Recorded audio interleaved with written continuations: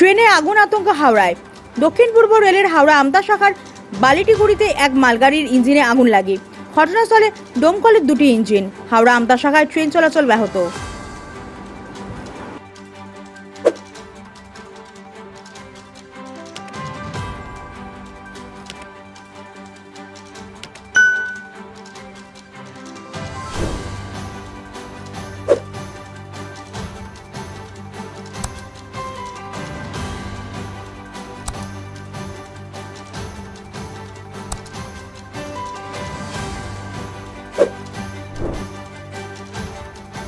নম্বর ইঞ্জিনটা আগুন লেগেছে আর ড্রাইভাররা চেষ্টা করছিল আগুন নেভানোর জন্য।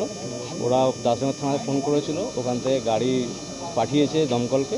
দমকল এখন রীতিমতো কাজকর্মগুলো করছে। জায়গা ছোটো করেছিল, বড় গাড়ি আসছে না, ছোটো গাড়িতে দিয়েছে একটা, আর একটা বড় গাড়ি আগে আটকে রয়েছে। হয়তো পুনরায় আবার নতুন করে ছোটো গাড়ি একটা লাগবে।